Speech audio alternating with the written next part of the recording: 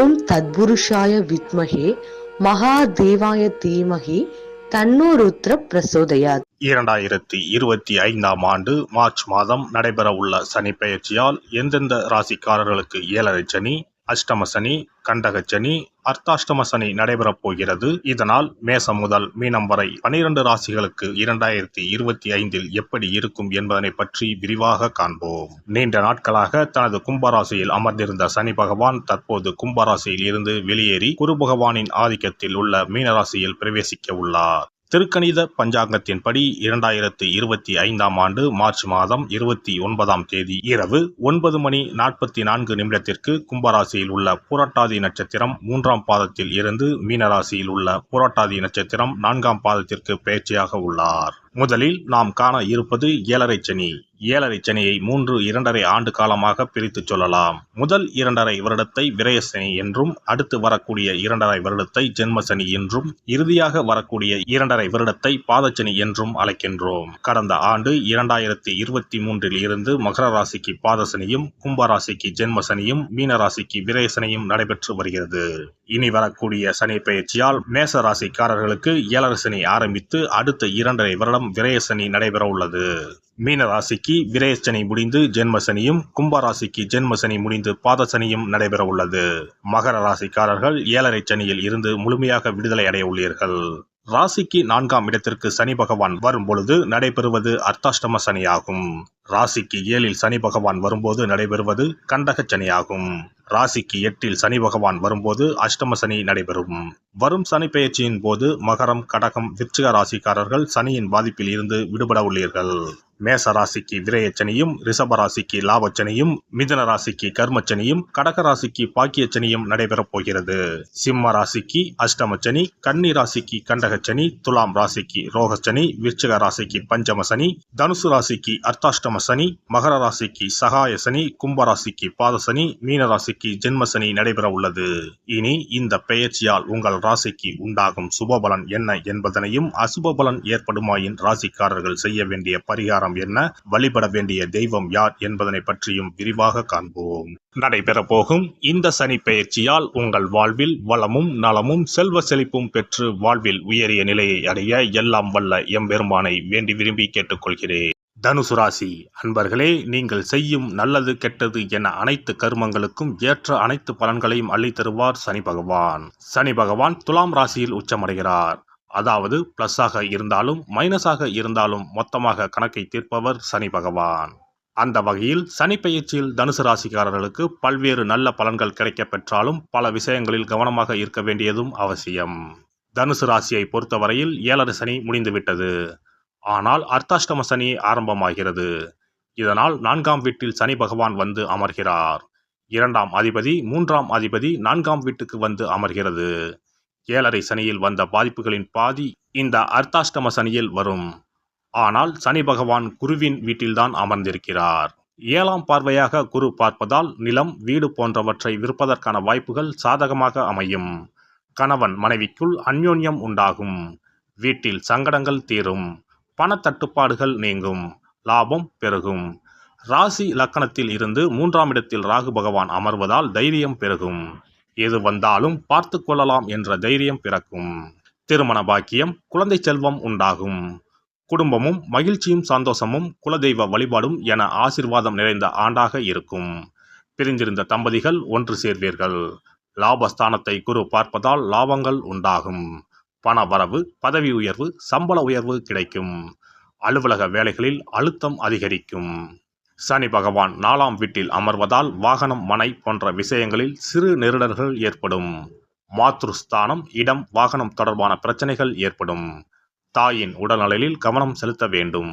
வீடு, நிலம், கட்டுமானத்துறை, வங்கித்துறை, ஆசிரியர் துறை, உற்பத்தி துறை போன்றவற்றில் சாதிப்பீர்கள்.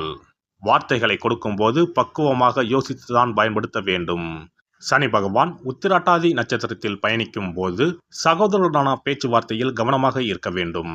குறிப்பாக இடம், பாக பிரிவினை போன்ற விஷயங்களை பிறகு பார்த்து கொள்ளலாம் என தவிர்த்து கொள்வது நல்லது.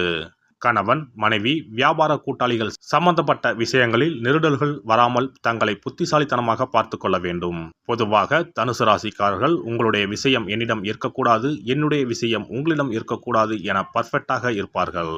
தொழில் சம்பந்தப்பட்ட விஷயத்தில் கூடுதலான கவனம் செலுத்த வேண்டும். கடன் வாங்குவதற்கு சனி உங்களை தூண்டும். 4ஆம் இடத்தில் இருக்கக்கூடிய சனி பகவான் 3ஆம் பார்வையாக 6ஆம் இடத்தை பார்க்கிறார். எனவே கடன் வாங்குவது தேவையா என்றும் அதனால் அபிவிருத்தி ஏற்படுமா என்பது போன்ற விஷயங்களை புத்திசாலித்தனமாக பார்த்து கொள்ள வேண்டும். 4ஆம் இடத்தில் இருக்கக்கூடிய சனி பகவான் ஜென்ம ராசியை 10ஆம் பார்வையாக பார்ப்பதால் போதிய ஓய்வு எடுத்துக்கொள்ள வேண்டும். மாணவர்களை பொறுத்தவரை கல்வியில் கூடுதல் கவனம் செலுத்த வேண்டும். நாளை பார்த்து கொள்ளலாம் என தள்ளி வைக்க கூடாது. ராசியை இந்த காலகட்டங்களில் குரு பகவான் பார்க்கிறார். எனவே குருவின் ஆலோசனையை கேட்டு செல்வது நன்மை தரும். ராசிக்கு குரு பார்வை இருப்பதால் பெண்களுக்கு சுபகாரியங்கள் நடக்கும். புத்திரர்கள் விஷயங்களில் டென்ஷன் ஆகாமல் யோகா, தியானம் போன்றவற்றில் கவனம் செலுத்தவும். வெளிநாட்டு வாய்ப்பாக இருப்பினும் எச்சரிக்கையாக இருக்க வேண்டும். மாற்றுத்திறனாளிகளுக்கு உதவுவது, வாழ்வை இழந்த நபர்களுக்கு உதவுவது, பைரவருக்கு உணவிடுவது, காகத்துக்கு உணவிடுவது ஆகியவற்றை செய்வது நல்ல பலனை தரும். குரு வழிபாடு, ஆஞ்சநேயர் வழிபாடு, மகாவிஷ்ணு வழிபாடு, நரசிம்மர் வழிபாடு அனுகூலத்தை உண்டாக்கும். சிறப்பு பரிகாரம். நவ கிரகங்களில் சனி பகவான் நீதி தவறாதவர். அவரவர் கர்ம வினைகளுக்கு உரிய பலனை தவறாமல் வழங்குபவர். பொதுவாக சனி பெயர்ச்சி என்றாலே எல்லோரும் பயப்படுவார்கள். அப்படி பயப்பட வேண்டிய அவசியமே இல்லை. சனி பகவானால் பாதிப்புகள் ஏற்படும் பட்சத்தில் பாதிப்பில் இருந்து விடுபட பல எளிய பரிகாரங்கள் உள்ளன. ஒரு கைப்பிடி பச்சரிசியை எடுத்துக்கொண்டு அதை நன்றாக பொடி செய்து கொள்ள வேண்டும். பிறகு சூரியனை வழிபட வேண்டும். சூரியனை வழிபட்ட பிறகு குளக்கரையிலோ மரத்தின் அடியிலோ உள்ள விநாயகரை 3 முறை வலம் வந்து வழிபட்டு விட்டு பொடி செய்த பச்சரிசி மாவை தரையில் போட வேண்டும். அப்படி போடும் மாவை எறும்புகள் எடுத்துச் செல்லும். குறிப்பாக வன்னி மரத்தின் அடியில் இருக்கும் விநாயகரை வலம் வருவது மிகவும் விசேஷம். இந்த பரிகாரத்தை எப்போதுமே தொடர்ந்து செய்வது மிகவும் நல்லது. ஒருவருக்கு சனி தசை வந்துவிட்டால் அவருக்கு சந்தேக புத்தி வந்துவிடுகிறது. யார் சொல்வதையும் ஏற்றுக்கொள்ள மாட்டார்கள்.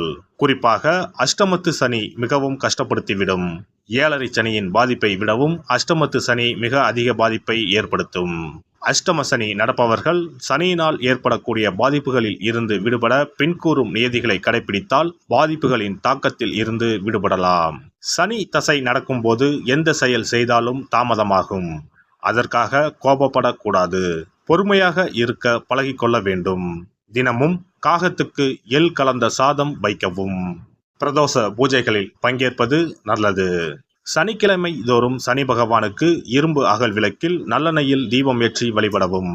கருங்குவளை மலர்களால் சனி பகவானுக்கு அர்ச்சனை செய்து வரலாம். வன்னி மர இலைகளை மாலைகளாக தொடுத்து சிவபெருமானுக்கு சனிக்கிழமை தோறும் சாற்றி வணங்கி வழிபடவும்.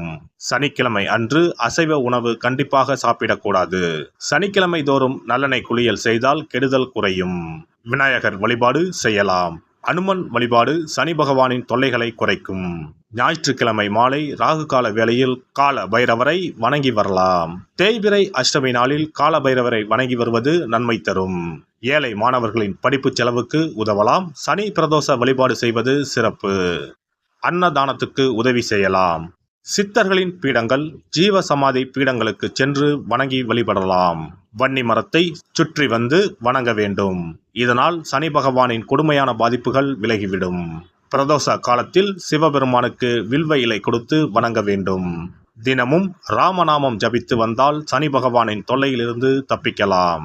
கால்கள் இல்லாமல் நடக்க இயலாதவர்களுக்கு இயன்ற உதவியை செய்யலாம். இந்த வழிமுறைகளை முறையாக கடைபிடித்து சனியினால் ஏற்படக்கூடிய பாதிப்புகளின் தாக்கத்தில் இருந்து விடுபடலாம்.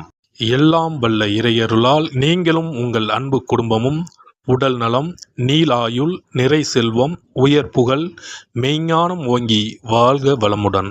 இந்த வீடியோ பதிவு உங்களுக்கு பிடித்திருந்தால் லைக் பண்ணுங்க, கமெண்ட் பண்ணுங்க, ஷேர் பண்ணுங்க. மறக்காம சப்ஸ்கிரைப் பண்ணுங்க. பக்கத்துல இருக்கிற பெல் பட்டனை கிளிக் பண்ணுங்க. நன்றி, வணக்கம். ஓம் நமச்சிவாய. சிவாய நம.